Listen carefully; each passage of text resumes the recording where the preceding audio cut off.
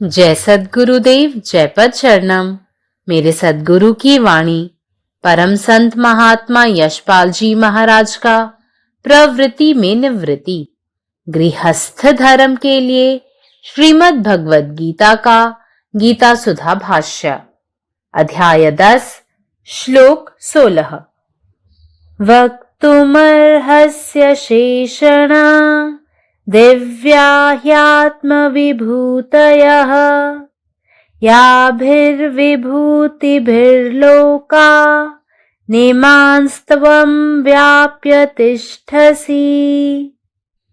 इसलिए हे भगवन, आप ही उन अपनी दिव्य विभूतियों को संपूर्णता से कहने में समर्थ हैं, जिन विभूतियों के द्वारा आप इन सब लोकों को व्याप्त करके स्थित हैं। जगत में जो कुछ वस्तु है सब भगवत विभूति है। अपनी इंद्रियों के द्वारा हम जो कुछ अनुभव करते हैं वह है ही कितनी, और जो कुछ अनुभव करते हैं वह भी भगवान की कुछ स्थूल विभूति मात्र है। सूक्ष्म विभूतियों की कोई सीमा नहीं है, संख्या भी नहीं है। योगी लोग कुछ कुछ उनको जानते हैं। योगियों के साधन पथ में कभी कभी योगैश्वर्यों का विकास होता है। ये योग विघ्न कहलाते हैं। कारण यह है कि यथार्थ सिद्धि या इच्छा रहित अवस्था आने के पूर्व ही मन की निरुद्ध शक्ति के प्रभाव से जो योगैश्वर्य आकर उपस्थित होते हैं, वे बहुधा योगी को योग विघ्न पैदा करते हैं। वे अधिक दिन नहीं रहते, तथापि उससे साधक का चित्त अभिमान से पूर्ण हो जाता है।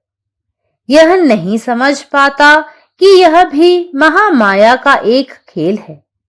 सद्गुरु कृपा कटाक्ष से ही इस दुर्गम स्थिति से ऊपर उठना होता है, अन्यथा बड़े बड़े साधक यहाँ मैं के शिकार हो जाते हैं। देह को, मैं को भूल जाना ही साधन का उद्देश्य है। यदि साधना के फलस्वरूप देहाभिमान बढ़ जाता है, तब तो माया का ही जय जयकार हुआ। गुरु कृपा से जब यह मैं महवद हमेशा के लिए सद्गुरु चरणों में लय हो जाता है, तब देह के अच्छे बुरे या वस्तु के अच्छे बुरे के प्रति योगी को कोई आसक्ति या विरक्ति नहीं होती। उस समय उसकी दृष्टि बहिर्मुखी होने पर भी लक्ष्य सदा अंतर्मुख रहता है। यही योग सिद्ध पुरुष की परिपक्व अवस्था है। उस समय योगी को अनेक ऐश्वर्यों की प्राप्ति होती है, जिनको लेकर वह पुतली के खेल के समान खेल करते हैं। वह स्वयं नहीं जानते कि वे सिद्धियां उनके पास हैं या नहीं। बालक के समान पूर्वापर चिंतन किए बिना जो कुछ वह मुंह से बोलते हैं अथवा इच्छा करते हैं, वह सत्य हो जाता है, क्योंकि वह उस समय आत्मा या सत्य में प्रतिष्ठित होते हैं। लोग उनके ऐश्वर्य को देखकर अवाक हो जाते हैं, परंतु योगी स्वयं नहीं समझ पाते कि यह कैसे संभव होता है।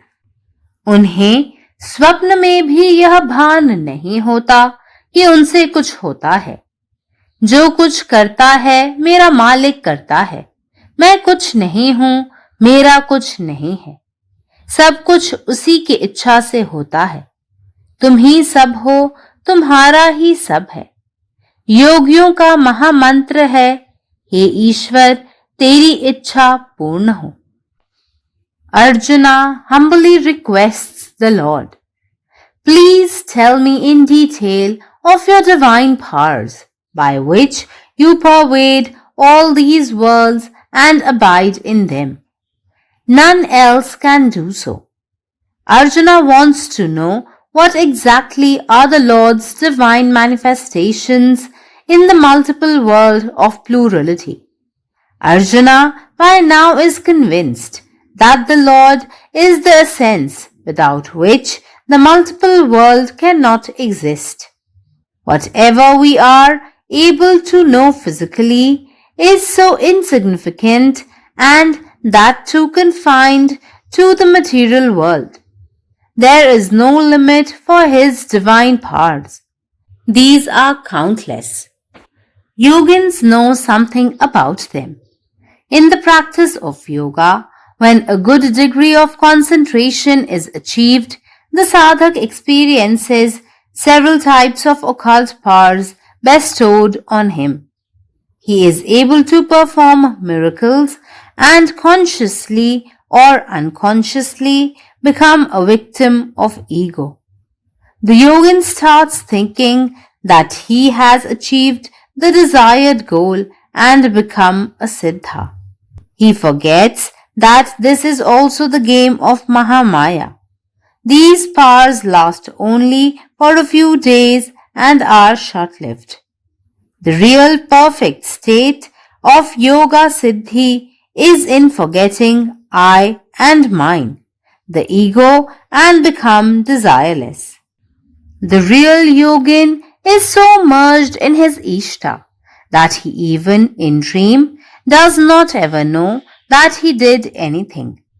He watches Lord's Leela with astonishment and wonder. However, the world thinks that the yogin is the doer.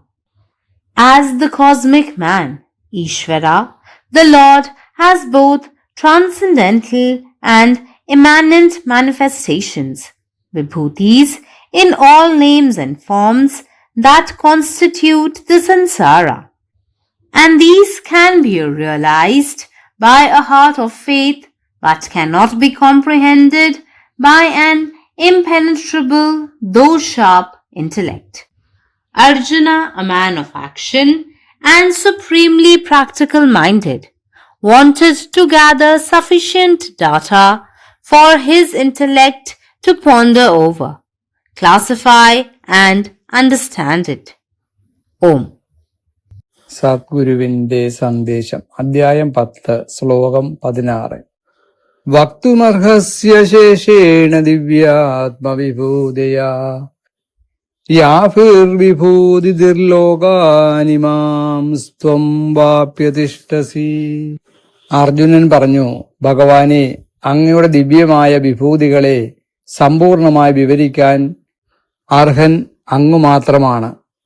ഏത് ദിവ്യവിഭൂതികളാൽ അങ്ങ് ഈ സകല ലോകങ്ങളും വ്യാപിച്ച് അവയിൽ നിലകൊള്ളുന്നുവോ അവയെക്കുറിച്ച് ദയവായി വിശദമായി പറഞ്ഞു തരണേ. വ്യാഖ്യാനം: ഈ ലോകത്തിൽ കാണുന്നതും അനുഭവിക്കുന്നതുമായ സകലതും ഭഗവാന്റെ വിഭൂതികളാണ്. എന്നാൽ നമ്മുടെ ഇന്ദ്രിയങ്ങൾ ഗ്രഹിക്കുന്നത് അതിൽ വളരെ ചെറിയൊരംശം മാത്രമാണ്. ഭഗവാന്റെ സൂക്ഷ്മവും അനന്തവുമായ മഹിമകൾക്ക് അതിരുകളില്ല. യോഗസാധനയിൽ മുന്നേറുമ്പോൾ ചിലർക്ക് അസാധാരണമായ ശക്തികളോ സിദ്ധികളോ ലഭിച്ചേക്കാം. എന്നാൽ അവയാണ് അന്തിമ ലക്ഷ്യം എന്ന് കരുതുന്നത് വലിയൊരു തെറ്റാണ്. അത്തരം ശക്തികൾ പലപ്പോഴും അഹങ്കാരത്തെ വളർത്തുകയും സാധകനെ യഥാർത്ഥ ആത്മസാക്ഷാത്കാരത്തിൽ നിന്ന് അകറ്റുകയും ചെയ്യാം. ഇതും മഹാമായയുടെ ഒരു കളിയാണെന്ന് മനസ്സിലാക്കേണ്ടതാണ്. സദ്ഗുരുവിന്റെ കൃപയാൽ ഞാൻ എൻ്റെ എന്ന ഭാവം പൂർണ്ണമായി ലയിക്കുമ്പോഴാണ് യഥാർത്ഥ യോഗസിദ്ധി കൈവരുന്നത്. അപ്പോൾ യോഗിക്ക് നല്ലതോ ചീത്തയോ നേട്ടമോ നഷ്ടമോ എന്ന വ്യത്യാസങ്ങളില്ലാതെയാകുന്നു. അവൻ എല്ലാത്തിലും ഈശ്വരനെ മാത്രം കാണുന്നു. അത്തരം പരിപക്വനായ യോഗിക്ക് എല്ലാ അത്ഭുത ശക്തികളും സ്വാഭാവികമായി പ്രകടമാകാം. എന്നാൽ അവൻ ഒരിക്കലും ഞാനാണ് ചെയ്യുന്നത് എന്ന് കരുതുന്നില്ല. അവന്റെ ഹൃദയത്തിൽ എന്നും ഒരേ ഒരു ഭാവമാണ്. ചെയ്യുന്നതെല്ലാം ഈശ്വരനാണ്. ഞാൻ ഒന്നുമല്ല, എന്റേതായി ഒന്നുമില്ല, എല്ലാം അവിടുത്തെ ഇച്ഛപ്രകാരമാണ്.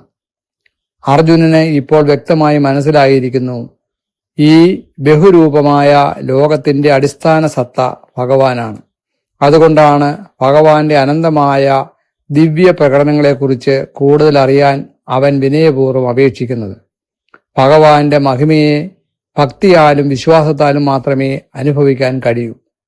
ആത്മീയ പുരോഗതിയുടെ യഥാർത്ഥ അടയാളം ശക്തികളോ അത്ഭുതങ്ങളോ അല്ല, മറിച്ച് അഹങ്കാരത്തിന്റെ ലയവും ഈശ്വരനോടുള്ള പൂർണ്ണ സമർപ്പണവുമാണ്. ഹേ ഭഗവാൻ, അവിടുത്തെ ഇച്ഛയാണ് എന്റെയും, എല്ലാം അങ്ങ് തന്നെ. പരമാത്മാവ് നീ തന്നെ, നിന്റെ ഇഷ്ടം പൂർണ്ണമാകട്ടെ. జై సద్గురుదేవ్, జై పదశరణం. గీతాసుధ అధ్యాయము 10 విభూతి యోగము శ్లోకం 16. వక్తుమర్హస్య శేషేణ దివ్యాహ్యాత్మా విభూతయః యాభిర్విభూతి విల్లోకాని మాం స్త్వం వ్యాప్య తిష్టసి. అందుచేత హే భగవాన్, ఏ విభూతుల ద్వారా మీరు ఈ సమస్త లోకములను వ్యాపింపచేసి స్థిరపరిచి ఉన్నారో ఆ తమ దివ్య విభూతులను సంపూర్ణంగా చెప్పగల సమర్థులు మీరే.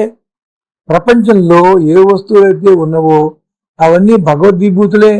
మన ఇంద్రియముల చేత మనం వేటిని అనుభవిస్తామో, అవి ఎన్ని ఉన్నవో, ఎంత అనుభవిస్తామో అదంతా భగవాన్ని కొంత స్థూల విభూతి మాత్రమే. సూక్ష్మ విభూతులకైతే హద్దే లేదు, ఇన్నిని సంఖ్య కూడా లేదు. యోగులైన వారు కొందరు ఆయన్ను కొద్ది కొద్దిగా ఎరుగుదురు. యోగుల సాధన మార్గంలో అప్పుడప్పుడు యోగ ఐశ్వర్యముల వికాసం జరుగుతుంది. వీటిని యోగ విఘ్నాలు అని అంటారు. కారణం ఏమిటంటే యథార్థ సిద్ధి లేదా ఇచ్చారైతే స్థితి వచ్చే ముందు మనసును నిరోధించిన శక్తి యొక్క ప్రభావంతో ఏ ఐశ్వర్యములు వచ్చి చేరతాయో అవి ఎక్కువగా యోగికి యోగ విఘ్నాలను కలిగిస్తాయి. అయితే ఇవి ఎక్కువ రోజులు ఉండవు. అయినప్పటికీ వాటిచే సాధకం చిత్తము అభిమానంతో నిండిపోతుంది. అది కూడా మహామాయ యొక్క లీల అని అతను అర్థం చేసుకోలేడు. సద్గుని కృపా కటాక్షంతో మాత్రమే ఈ దుర్గమ స్థితిని దాట వీలవుతుంది. అలా కాదంటే గొప్ప గొప్ప సాధకులు ఇక్కడ నేను అనే అహంకారమునకు బలైపోతారు. దేహమును నేనును మర్చిపోవడమే సాధన యొక్క ఉద్దేశము. ఒకవేళ సాధన యొక్క ఫలస్వరూపముగా దేహాభిమానం వృద్ధి అయినట్లయితే అప్పుడు మాయకు జయం కలిగినట్లే. గురుకృపతో ఈ నేను అనే అహంకారము శాశ్వతంగా సద్గురు చరణమెందు లయమైనట్లయితే అప్పుడు దేహం యొక్క మంచి చెడు లేదా వస్తువు యొక్క మంచి చెడుల పట్ల యోగికి ఏ విధమైన ఆసక్తి లేదా విరక్తి కలగదు. ఆ సమయంలో అతని దృష్టి బహిర్ముఖం అయినా కూడా లక్ష్యం సదా అంతర్ముఖంగానే ఉంటుంది. ఇదే యోగసిద్ధ పురుషుని పరిపక్వ స్థితి. ఆ సమయంలో యోగికి అనేక ఐశ్వర్యములు లభిస్తాయి. వాటిని తీసుకుని అతడు బొమ్మలాట వలె ఆడుకుంటాడు. ఆ సిద్ధులు తన వద్ద ఉన్నవా లేదా అనే విషయం కూడా అతనికి తెలియదు. బాలుల వలె పూర్వాపరాలు ఆలోచించకుండా ఏదైతే అతడు అంటాడో లేదా కోరుకుంటాడో అది సత్యమైపోతూ ఉంటుంది. ఎందుకంటే అతడు ఆ సమయంలో ఆత్మేందు లేదా సత్యముందు నిలిచి ఉంటాడు కాబట్టి. ప్రజలు అతని ఐశ్వర్యములు లేదా శక్తిని చూచి అవాక్కవుతారు. కానీ యోగి స్వయంగా తనకు ఇవి ఎలా సంభవం అవుతున్నాయో అనేది ఎరుగడు. తనచే ఏదైనా కొంత జరుగుతుంది అని యోగికి స్వప్నంలో కూడా నమ్మకం ఉండదు. ఏది చేసినా నా దైవం చేస్తున్నాడు, నేనేమీ కాదు, నాదంటూ ఏదీ లేదు, సమస్తము ఆయన కోరిక వల్లే జరుగుతున్నది, అంతా నీవే, అన్నీ నీవే, పరమాత్మ నీ ఇష్టమే నెరవేరాలి. ఇది యోగుల మహామంత్రము. జై సద్గురుదేవ్, జై పద శరణం. వక్తుమర్హస్య శేషేణ దివ్యాహ్వాత్మ విభూతయ याभिर्विभूतिभिर्लोका निमांस्त्वं व्याप्य तिष्ठसि. ऐ कारण हे भगवान, केवल अहीं अपन दिव्य विभूति सबके संपूर्ण वर्णन करवा के सामर्थ्य राखैत छी. जाय विभूति सबसे अहाँ संपूर्ण लोक सब में व्याप्त भ क स्थित छी. जगत में जे किछ वस्तु अछि से सब भगवान के विभूति अछि. अपन इंद्रिय सब द्वारा हम जे किछ अनुभव करैत छी ओ कतेक कम अछि. आ जे अनुभव करैत छी सेहो भगवान के स्थूल विभूति सबके अंश मात्र अछि. सूक्ष्म विभूति सबके ने कोनो सीमा अछि आ ने कोनो गणना. योगी जन ओहि सूक्ष्म विभूति सबके किछ अंश जानैत छथि. साधना के बाट में कखनो काल योगेश्वर्य सबके विकास होइत अछि. यह योगेश्वर्य सबके योग विघ्न कहल जाइत अछि. एकर कारण ई अछि जे यथार्थ सिद्धि वा पूर्ण इच्छा रहित अवस्था प्राप्त हुआ से पहले ही मन के निरुद्ध शक्ति के प्रभाव से जे योगैश्वर्य प्रकट होइत अछि से प्रायः यौगिक बाट में बाधा उत्पन्न करैत अछि। ओना ई योगैश्वर्य बेसी दिन टिकैत नहीं अछि आ एहि कारण साधक के चित्त अभिमान से भरि जाइत अछि। ओ ई नहीं बुझि पाबैत अछि जे इहो महामाया के एकटा खेला मात्र अछि। सतगुरु के कृपा कटाक्षे से एहि दुर्गम अवस्था से ऊपर उठब संभव होइत अछि। नहीं तऽ बड़का बड़का साधक सब सेहो एतऽ हम के अहंकार के शिकार भ जाइत छथि। देह आ हम भाव के बिसरा देनाइये साधना के मुख्य उद्देश्य अछि। जँ साधनाक फल स्वरूप देहाभिमान बढ़ऽ लागे तऽ ओ माया केर जय जयकार भेल, साधनाक सफलता नहीं भेल। गुरु कृपा सँ जखन ई हम भाव सदा लेल सतगुरु के चरण में लीन भ जाइत अछि तखन योगी के देह के नीक बेजाय वा वस्तु के नीक बेजाय लेल ने कोनो आसक्ति रहैत अछि आ ने विरक्ति। ओहि काल हुनकर दृष्टि बाहरमुखी रहितौ, लक्ष्य सदा अंतर्मुखी रहैत अछि। यह योग सिद्ध पुरुष के परिपक्व अवस्था अछि। ओहि अवस्था में योगी के अनेक प्रकार के ऐश्वर्य आ सिद्धि सब प्राप्त होइत अछि, मुदा ओ हुनका संग कन्या पुत्रा के खेल जकाँ सहज भाव से व्यवहार करैत छथि। ओ स्वयं नहीं जानैत छथि जे ओ सिद्धि सब हुनका लग अछि कि नहीं। बालक जकाँ पहिने से विचार केने बिना जे किछु ओ मुख से कहैत छथि वा इच्छा करैत छथि से सत्य भ जाइत छनि, किएक तऽ ओहि काल में ओ आत्मा वा सत्य में प्रतिष्ठित रहैत छथि। लोक हुनकर ऐश्वर्य आ प्रभाव देख विस्मित भ जाइत छथि, मुदा योगी स्वयं नहीं बुझि पाबैत छथि जे ई सब कोना संभव भ रहल अछि। हुनका स्वप्नों में ई भान नहीं होइत छनि जे हुनका द्वारा किछु कयल जा रहल अछि।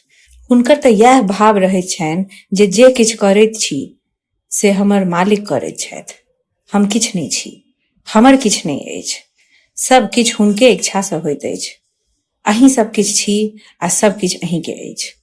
योगी सबके महामंत्र अछि, हे ईश्वर अहाँ के इच्छा पूर्ण हुए। जय गुरुदेव, जय पदशरणम। अध्याय 10 श्लोक 16। म्हणूनच हे देवा, केवळ तुम्हीच तुमच्या त्या दैवी व्यक्तिमत्वांचे संपूर्ण वर्णन करण्यास सक्षम आहात, ज्यांच्याद्वारे तुम्ही या सर्व जगात व्यापल्यानंतर उपस्थित आहात। जगात जे काही आहे ते ईश्वराचे द्वैत आहे। आपल्या इंद्रियाद्वारे आपण जे काही अनुभवतो ते अनेक आहेत आणि आपण जे काही अनुभवतो ते देखील भगवंताचे काही भौतिक स्वरूप आहेत। सूक्ष्म व्यक्तिमत्वांच्या संख्येला मर्यादा नाही। योगी लोक त्याला काही प्रमाणात ओळखतात। कधीकधी योगींच्या मार्गात योगेश्वराचा विकास होतो, त्यांना योग विघ्न म्हणतात। याचे कारण असे की प्रत्यक्ष सिद्धी किंवा इच्छामुक्त अवस्था प्राप्त होण्यापूर्वीच मनाच्या संयमित शक्तीच्या प्रभावाने येणारे आणि प्रकट होणारे योगेश्वर्य अनेकदा योगीसाठी योग विघ्न निर्माण करतात। ते फार काळ टिकत नाहीत, तथापि ते साधकांचे मन अभिमानाने भरतात। हा सुद्धा महामायेचाच खेळ आहे, हे त्याला समजत नाही। सद्गुरूंच्या कृपेनेच या कठीण परिस्थितीतून वर जावे लागते, अन्यथा महान साधक येथे मीचे बळी होतात। साधनेचा उद्देश शरीर आणि मी विसरणे हा आहे। साधनेमुळे शरीराचा आधार वाढला तर तो मायेवरचा विजय होय। गुरूंच्या कृपेने जेव्हा सद्गुरूंच्या चरणी सदैव महावद राहतो, तेव्हा योगींना शरीराच्या चांगल्या वाईट किंवा कुठल्या वस्तूच्या चांगल्या वाईटाबद्दल कुठलीही आसक्ती किंवा तिरस्कार नसतो। त्यावेळी त्याची दृष्टी बाह्याभिमुख असली तरी ध्येय नेहमीच अंतर्मुख राहते। ही योगसिद्ध पुरुषाची परिपक्व अवस्था आहे। त्यावेळी योगी अनेक सुखसोयी प्राप्त करतात। ज्यांच्याशी तो कठपुतलीसारखा खेळ खेळतो त्याच्याकडे त्या उपलब्धी आहेत की नाही हे त्यालाच माहित नाही। लहान मुलाप्रमाणे ते आधी विचार न करता जे काही उच्चारतो किंवा इच्छा करतो ते सत्य होते, कारण त्यावेळी तो आत्मा किंवा सत्यात स्थापित होतो। त्याचे ऐश्वर्य पाहून लोक अवाक होतात, पण हे कसे शक्य आहे हे स्वतः योगीला स्वतः समजू शकत नाही। त्यांच्या स्वप्नातही त्यांना काय घडतंय हे कळत नाही। जे काही करतो ते माझा स्वामी करतो. मी काही नाही, माझ्याकडे काहीच नाही. सर्व काही त्याच्या इच्छेने घडते. तू सर्व काही आहेस, सर्व काही तुझेच आहे. हे देवा, तुझी इच्छा पूर्ण हो, हा योगींचा महान मंत्र आहे. अर्जुनाने परमेश्वराला नम्रपणे विनंती केली, कृपया मला तुमच्या दैवी शक्तीबद्दल सविस्तर सांगा, ज्याद्वारे तुम्ही हे सर्व जग व्यापून त्यात राहता. इतर कोणीही असे करू शकत नाही. अर्जुनाला हे जाणून घ्यायचे आहे की बहुसंख्येच्या बहुसंख्य जगात परमेश्वराची दिव्य रूपे नेमकी काय आहेत. अर्जुनाची आतापर्यंत खात्री झाली आहे की भगवान हे सार आहेत, ज्याच्याशिवाय अनेक जग अस्तित्वातच नाही. भौतिकदृष्ट्या आपण जे काही जाणून घेऊ शकतो ते इतके नगण्य आहे की तेही भौतिक जगापुरतेच मर्यादित आहे. त्याच्या दैवी शक्तींना मर्यादा नाहीत, या अगणित आहेत. योगींना त्याच्याबद्दल काही माहिती आहे. योगाभ्यासात जेव्हा चांगल्या प्रमाणात एकाग्रता साधली जाते तेव्हा साधकाला अनेक प्रकारच्या गूढ शक्तींचा अनुभव येतो. तो चमत्कार करण्यास सक्षम आहे आणि जाणीवपूर्वक किंवा नकळत अहंकाराचा बळी पडतो. योगीन विचार करू लागतो की त्याने इच्छित ध्येय गाठलेले आहे आणि तो आता सिद्ध झाला आहे. हा सुद्धा महामायेचाच खेळ आहे हे तो विसरतो. या शक्ती फक्त काही दिवस टिकतात आणि अल्पायुषी असतात. सिद्धी योगाची खरी परिपूर्ण अवस्था म्हणजे त्यात मी आणि माझा अहंकार विसरणे आणि इच्छा शून्य होणे. वास्तविक योगी आपल्या इष्टात इतका विलीन झालेला आहे की स्वप्नातही त्याने काही केले हे त्याला कळत नाही. तो विस्मय आणि आश्चर्याने भगवानाची लीला बघतो. मात्र योगी हा कर्ता आहे असे जगाला वाटते. लौकिक पुरुष ईश्वर या नात्याने परमेश्वराची सर्व नावे आणि रूपामध्ये अतिंद्रिय आणि अविभूत रूपे विभूती आहेत, जी संसार बनवतात आणि ते विश्वासाच्या अंतःकरणाने ओळखले जाऊ शकतात, परंतु तीक्ष्ण बुद्धीने ते अभेद्य समजू शकत नाहीत. अर्जुन हा कृतिशील आणि अत्यंत व्यावहारिक मनाचा माणूस होता. त्याला त्याच्या बुद्धीचा विचार करण्यासाठी, वर्गीकरण करण्यासाठी आणि समजून घेण्यासाठी पुरेसा डेटा गोळा करायचा होता. जय गुरुदेव, जय पदशरणम. अखिल भारतीय संत मत सत्संग पंजीकृत दिल्ली, मुख्यालय B20 CC colony, Rana Pratap Bagh के सामने, दिल्ली. सत्संग आश्रम संत यशरूप तपोभूमि परिसर, अनंगपुर, जिला फरीदाबाद, हरियाणा. हमारे साथ जुड़ने और राष्ट्रीय व अंतर्राष्ट्रीय सत्संग कार्यक्रमों की विस्तृत जानकारी पाने के लिए दिए गए QR कोड को स्कैन करें. धन्यवाद.